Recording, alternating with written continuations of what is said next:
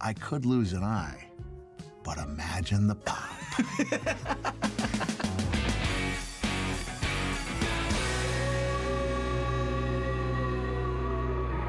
Ladies and gentlemen, welcome to another episode of Imagine the Pop. I am your host, Matty B, and yes, it has been a minute since we've done one of these.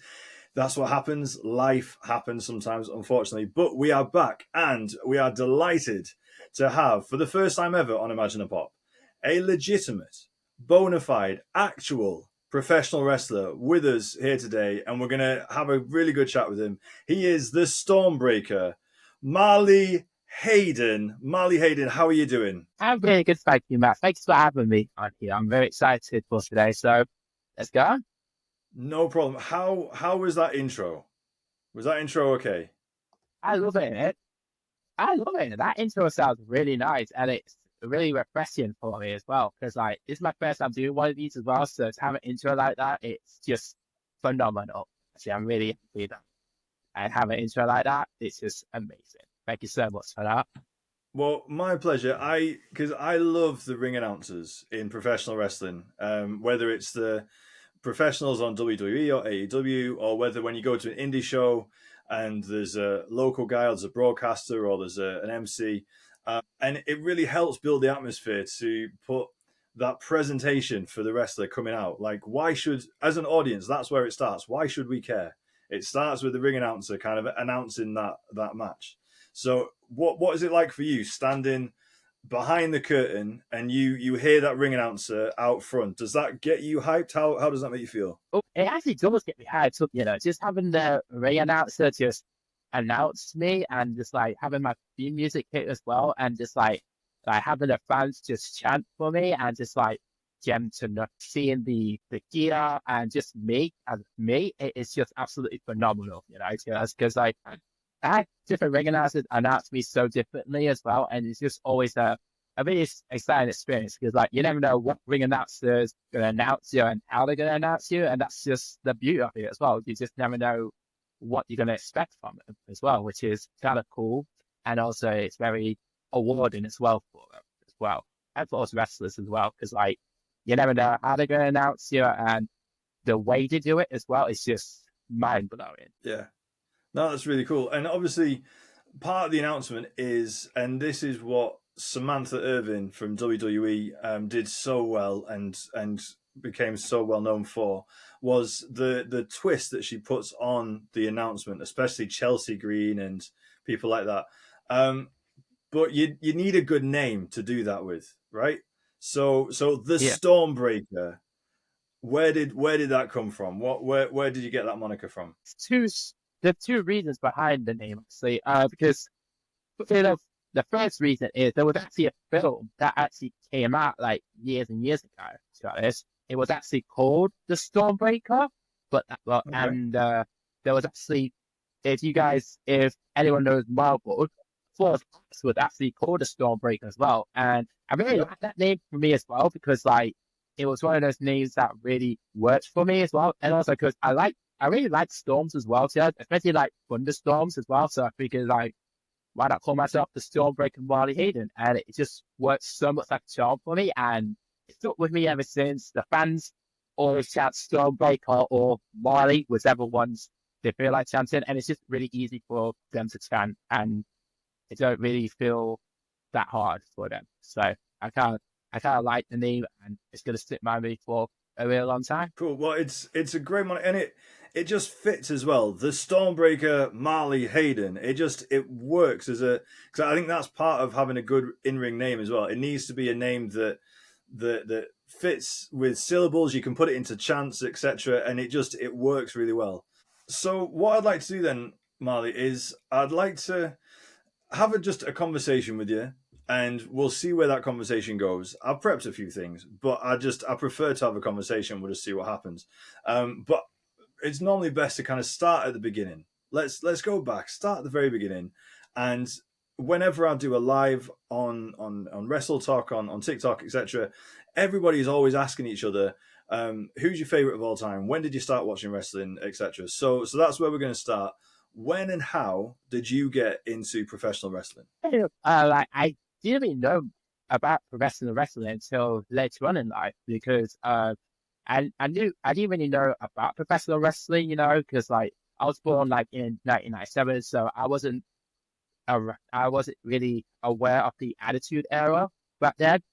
But I got into wrestling around 2009 because like my first pay-per-view was the 2009 Bragging Rights, and I remember that because that was like the first pay-per-view I remember watching because my brother, he actually recorded that for me he recorded that on a videotape for me, and I started watching it, and I fell in love with it, just watching all these amazing people do these moves and like the entrances as well. It was just phenomenal. And hearing the fans like cheering like for like the good guys, the bad guys, it was just like, wow, that is absolutely phenomenal. And like just watching it over and over, and I said to myself like, I want to do that in the future, and it became a lifelong dream of mine to do it, and it was so amazing. And then I continue watching it every single time. I watch like so many different pay-per-views. I try to watch Raw and SmackDown sometimes. I even watched a bit of NXT as well when it was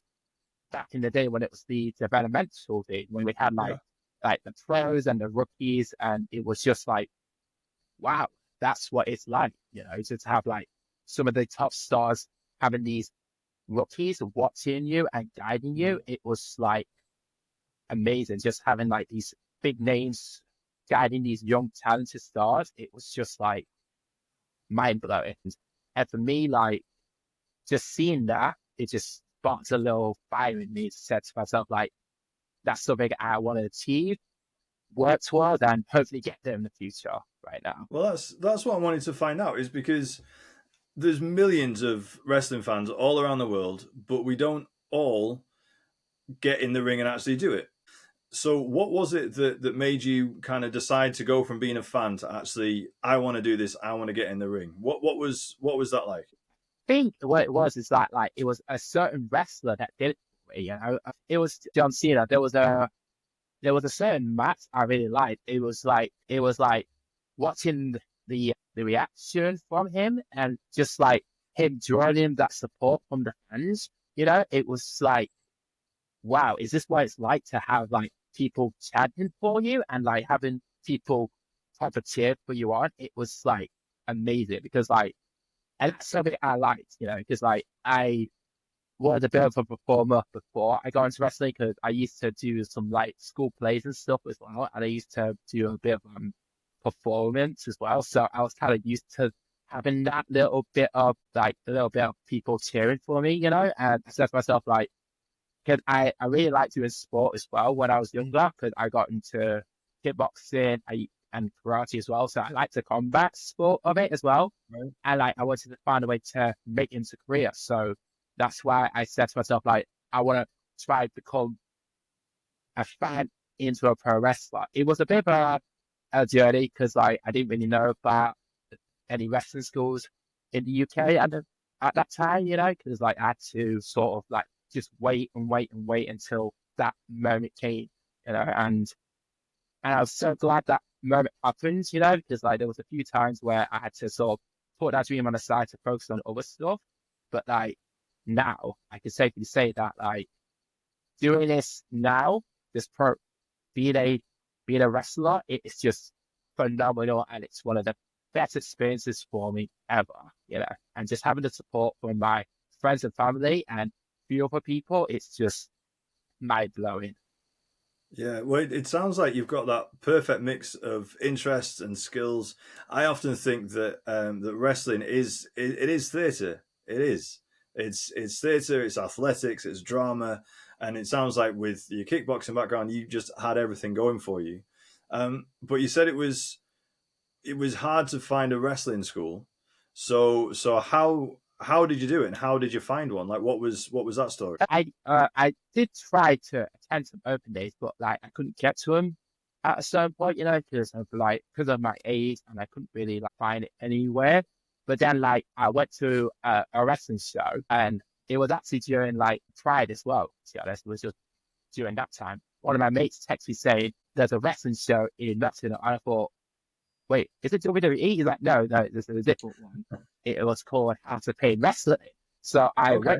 went, I watched it. I was like, was it always here all this time? And I didn't know about it. And then I kept on going, I kept on watching. And then around December time, my dad's friend and Darren, he actually told me there was an open day, and the old school, it was actually near me at the time.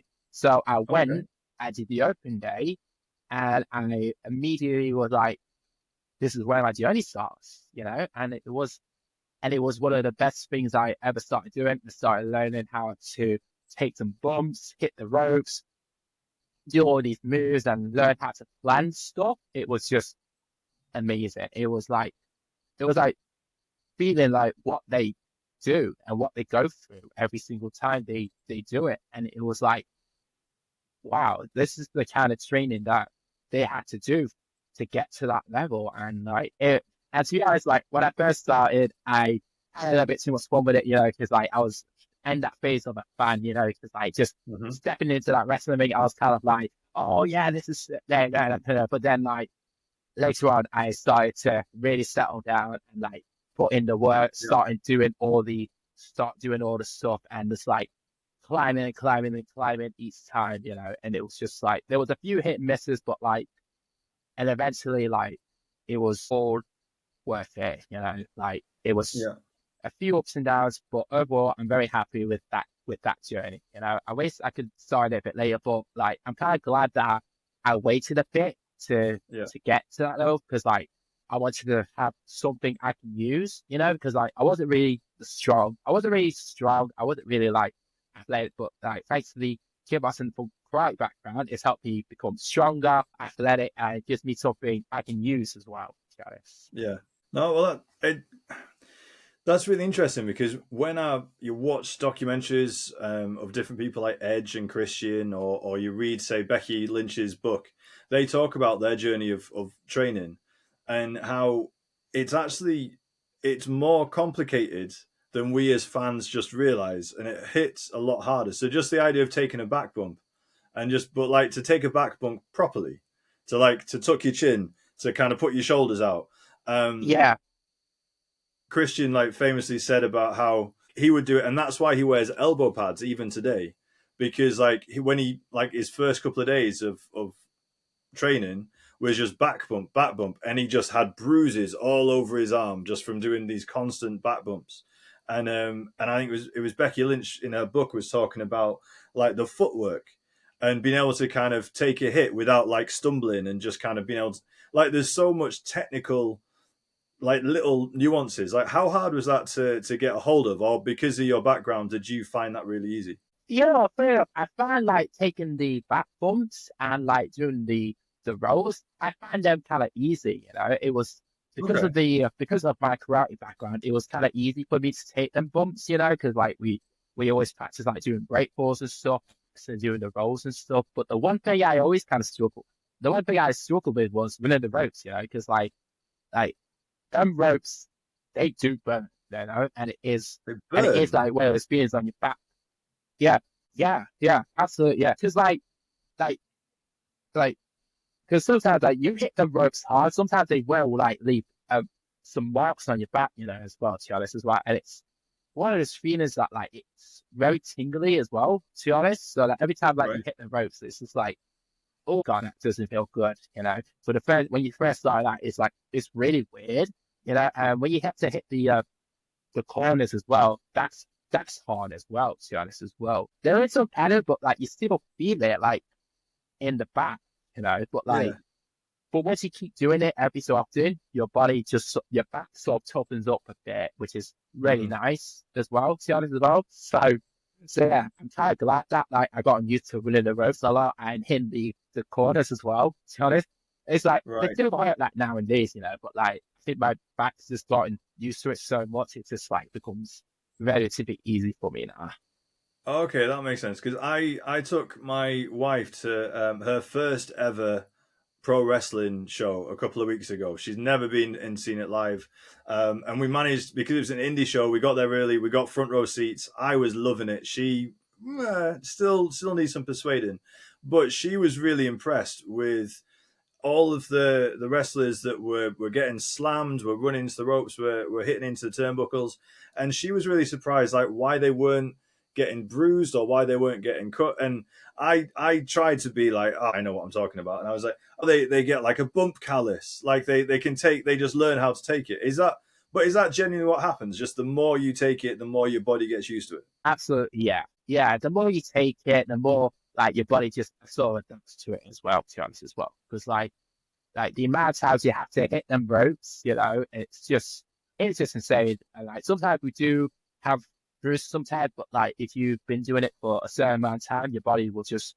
instantly just toughen up as well. To be honest, so like it's just getting used to hitting the ropes, and also like getting used to like different types of ropes as well, because like my rope, my wrestling school, we have like two, three different rings, sorry, because we have like our two training rings. We have like a mini ring that we like have for the beginners as well, and we have like a ring that's like a show ring as well. So like every bump we take is like how it would be on a show ring as well. Oh, okay. And we have another ring that was recently added as well to the show, and we still take bumps on that. The ropes still feel kind of, you still get that feeling of the ropes on your back, and but like you just adapt to it, because like you have to learn how to train it different type of rings as well to get your body to adapt to it as well. And you have to cope with different sizes as well, because like in some wrestling schools, some wrestling promotions, they will have like rings are different size. Some will have like the small rings, some will have the big rings, and some will even have like even bigger rings as well. So you have to be mindful of your feet work, and like doing stuff very small and limited as well, just so like you can get like all the momentum and the movement you want. Well, yeah, that must be really strange because you're running the ropes and you're probably figuring out like how many steps it's going to take before you have to kind of turn and kind of hit the ropes on the other side. But if you're in different size rings, so you have to adapt to like different. And is that really tricky, or is it like riding a bike? Like you get in and you kind of you run a few times, and like okay, I'm good. It is tricky. It is tricky because like you have to like count how many steps you do, because like our our rig, it's, I can't remember the size, but it's a bit more bigger than the other ring we have. Like we have like one ring in the corner, and we have to count how many steps we do, so it minimizes how many steps we have to do. But in our other ring, it's a bit more bigger, so we count how many steps we do. And sometimes like we forget how many steps we have to do. And other times, like when we're in a small room, we have to cut down the number of steps we do. So that's how we kind of know, like, if we ever put in a situation where we have to go and use a ring that we are not used to doing. And so that's why we always make sure, like, everything we try and do, we make sure we're doing a small ring. So that way we can get the number of steps in and do the sequences do the stuff that we need to try and do. Yeah, so who's training? Like, because wrestling is going through a big boom at the moment, like with AEW and WWE, and like it's more popular than ever. So how popular is what you're doing at the moment? I'm currently training at a school called House of Pain Wrestling, which is a school based in where I'm at in Nottingham. So that's where I actually started my wrestling journey with them, actually, to be honest. And that's where I first started watching them. And that's where I started learning how to actually become a wrestler from them. And it was an awesome journey for me as well, to be honest. And like a few hit misses with it, but at the end of the day, like I'm happy that I went to them, and I'm still training with them now, because like it's helped me develop to be the wrestler I am today. And so how does it? I mean, I'm really curious about this. I love wrestling, but I love the behind the scenes stuff. I love learning about how it all fits together. But this area of wrestler development and how kind of you get into it, and then how you learn the ropes, and then you move forward. You don't hear much about it. So how do you know when you're ready to go for your first match? And what was that like when you've gone through the training, and then like your first match in front of a crowd? like working a crowd as a character, etc. How do you know you're ready, and what was that like? It's all about like timing, you know. If our boss gives us like our 3 months notice, he'll still give us like a 3 months notice, letting us know that like we're ready to make that step in our debut. And for me, it took me a bit longer because I actually was originally supposed to debut in 2020, but then obviously with the world shutting down and shows being put on pause for a while, so I couldn't really get to debut. And I had to start. I didn't really start from scratch from training, but like I had to get back into the training. So around them times as well, I wasn't really doing much wrestling training.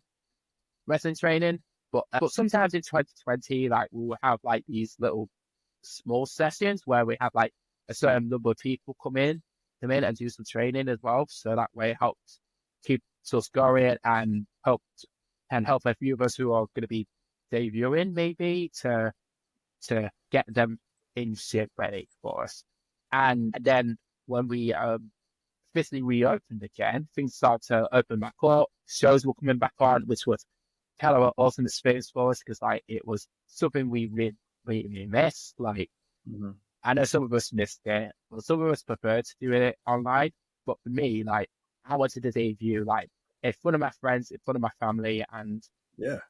it meant more to me than doing it without the fans there. Because like to have them like cheer us and boo us, it just feels more exhilarating.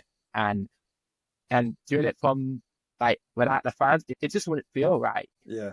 Yeah. And so are your family and friends, have they been really supportive through this whole journey? Yeah, absolutely. They've been some of my biggest supporters ever in my wrestling journey, you know, especially my little sister. She loves watching me wrestle every time. She loves it. She loves it. She loves it so much. Like every time she comes to watch me fight, she gets so excited and she gets so involved with it as well. Because like every time I'm always in the ring performing or wrestling, I can always just see her just like in the corner of my eye, just like her watching me doing the thing I love. It's just brilliant and it's like and exciting and just like just them like being there for me, even if they don't cheer. Just having them watch me, it just means so much to me, you know. That's amazing. And do they really get into it? Because I took my 10-year-old daughter with my wife to the restaurant, and because of the age she loves theatre, she loves the pantomime, she loves musical theatre. She's a bit rowdy, so she loves kind of roughhousing. But she completely got taken in by the face versus the heel, the good guy versus the bad guy cheating to win, distracting the Yeah, referee. Like she was completely in it. She was like, "No, boo!" Like she was completely in it. Is she the same as your family? The same like that? And do they get concerned with you getting hurt as well? Like are they worried? Are they nervous for you? my little sister, she gets nervous sometimes as well because like I will say there was a bit because I had like my first ever like weapon stand match. I had like my first ever last man standing match against my former tag partner as well, and that Right. involved like weapons and stuff as well. And she got really worried because like she's never really seen me get like she has seen other wrestlers get hit with like steel chairs and quite a few Mm-hmm. other stuff as well, but like she's never seen it happen to me. So Yeah. when it happened, she got a little bit worried, you know, and I do Right. remember because like when I took my first steel chair shot to the when I first took my first steel chair shot, all I remember was just her just leaving, just her walking outside and just her Oh crying. It was wow. not a pleasant night for her, you know?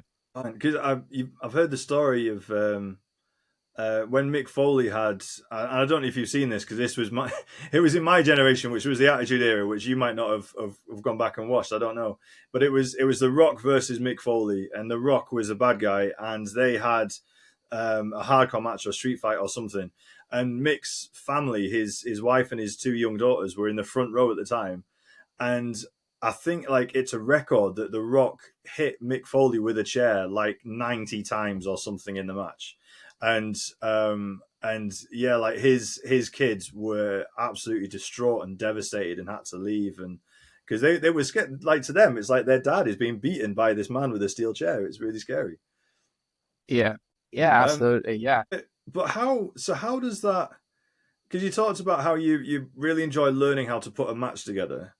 And so, like, there's a proper art form to it. It's like a dance, isn't it? Like you build it in stages, and you bring the crowd along with you. But when it comes to like a last man standing match, when you are using weapons, like how do you plan that? Or like do you just know like this is going to hurt? Like because you practice moves and you learn how to do it safely, but like when you right, okay, so this is the moment where you're gonna hit me with a chair, are you just like this is gonna hurt? Yeah, yeah, absolutely. Yeah, we just gotta take it into our stride, This because like sort of build it up to the last man standing match. I'm gonna be fully out. I have never swung a steel chair before in my entire life in wrestling. Okay, I have swung it right, a couple of times, but like I never actually hit anyone with it. And when I first swung it and hit the person in the back with it, I was like, this is gonna hurt. This is gonna yeah, hurt him. And yeah, like yeah, when I had to take one, it was like, God, this is gonna hurt. And it very it did because like I remember like we had a few other stuff as well. Like I got like we had like steel chairs, we had like bacon trays, and we had like a table as well, to be honest as well. right, So yeah, and we had nunchucks as well. So yeah, the match got really physical as well. But like I do remember this like this certain part in the match when we was having the street fight. I remember like my opponent pulled me into the kitchen and like just hitting that floor. It still hurts me now to this day, and it actually did hurt. But like looking at it, I retaliated by hitting him with a bacon tray, and yeah, yeah, like, it still hurts me watching it back sometimes as well. Like just right. to think the absolute physicality that a match like that takes upon Mhm. you and your opponent as well. It's just like it's one of those matches that like it will stay with you for a long time, and it was Mhm. like very brutal, very like heartbreaking for certain people, especially like if you have like you said, like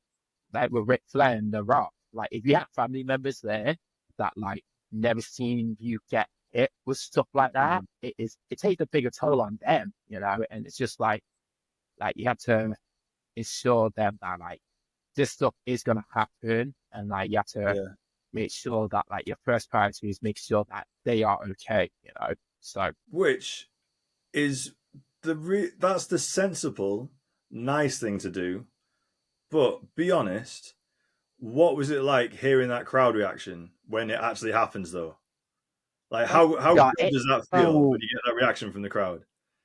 it was like a very like when I hit him with the steel chair, the fans were like kind of like yes, they were like really over there, and I liked it. I really liked that reaction as well because like just hearing the crowd go, like, oh my God, just knowing that like they got to see me use a steel chair on someone. It was just like the nicest reaction ever. It was one of those reactions that like will stick by me for a long time, and it was just so like exhilarating, and that's So and that's kind of thing what's I the like. best bit? So what's the best bit then about what you do? Is it you enjoy the sport, you enjoy doing it in the ring, and you love putting on a good match and knowing you've put on a good match or you've done a good move, or is it the reaction from the fans that you get? Like they cheer when they're supposed to cheer, they boo when they're supposed to boo. Like what is it that gives you the most enjoyment by doing it? I think it's all of it, just like the physical side, having the fan support as well, and just like having these like amazing moments in wrestling.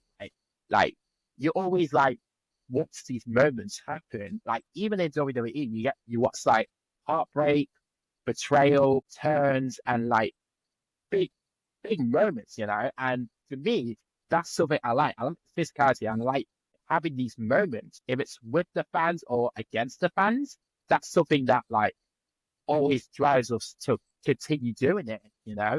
And Mm-hmm. it's so rewarding as well because for us as wrestlers, we get to we know that we put our in the show for these fans, and just for them to give us that support back, it's just like so exhilarating for us as wrestlers.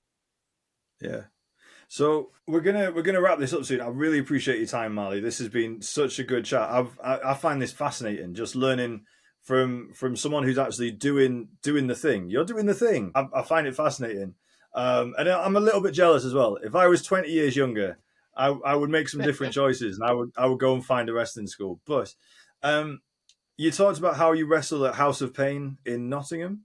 So Yes. is that the only promotion that you wrestle for, or do you travel around the UK and fight elsewhere? Like what are you doing now? Now you graduated and you're actually doing the thing. Like how far do you go? Where do you go? I'm still currently wrestling at House of Pain at the moment, but like my main goal is actually look like doing other promotions in the future. You know? But I think for now, I'm very happy with my time at House of Pain because I think I have so much more I want to give to them. You know, because like the fans there, they love and support me every single step of the way from when I first debuted to now. Like I feel like I have so much more I want to give to them, and I feel like I have so much more I want to offer to them. Like so yeah, I'm going to be sticking around for House of Pain just for a little bit while and just continue growing as a wrestler there. You know, because like I feel like that I have so much more I want to do with House of Pain before like I think like going on to that next level in my wrestling journey. Fair enough. And does House of Pain, do they have a title that you want to go after, or have you still Yes, we got do. beef We have with your old tag team person? Like where are you up to at the minute with your story? Oh well, actually, we just wrapped up our story actually as well because me and him we were actually a tag team at the time. We had our tag team. We were called Yeah. Team Firestorm at the time because his wrestling name was the Flamethrower Raider, and I was the Stormbreaker, so we called ourselves Team Firestorm, and Okay. we formed that team like last year, and we had the opportunity to challenge for the tag team championships twice. The first time we were defeated, unfortunately, but the second time we defeated them and we became the tag team champions as well. And Awesome.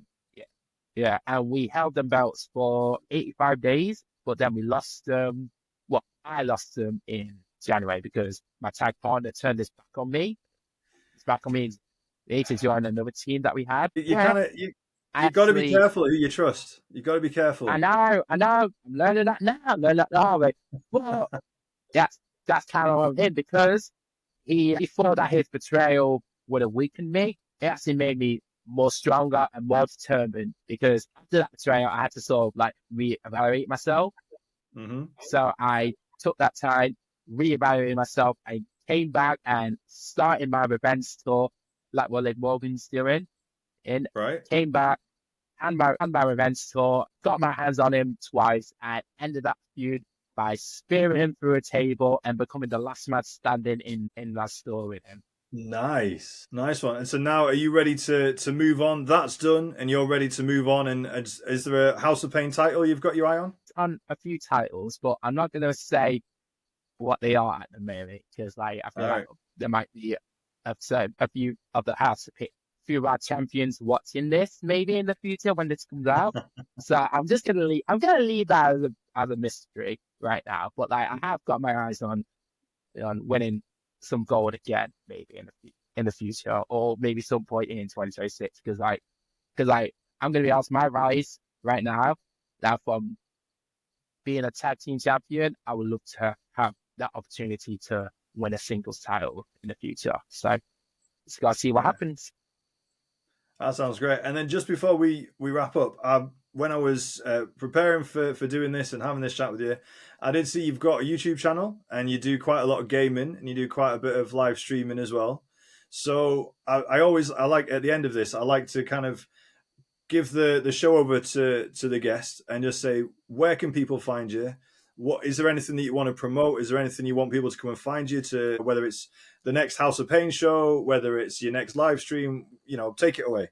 Well, if they want to find me, they can always attend our House of Pain shows in Nottingham. We do them quite monthly. Or if you can't make it, you can always find me on TikTok, Instagram, and even on Facebook as well, Scott, as well. Kind of active on all three of them as well. So yeah, if you can't always see me in person, you can always catch me on Instagram Live, TikTok Live, or even just like come watch me play some gaming videos as well on my YouTube channel, or maybe live stream some of them now and then, to be honest. Awesome. Well, Marley, this has been fantastic. I've loved this chat, mate. Thank you so much for your time. And I wish you all the best. I hope you get that title. I hope you get to go to that next level and start touring. Yeah, thank you so much, mate. Appreciate it.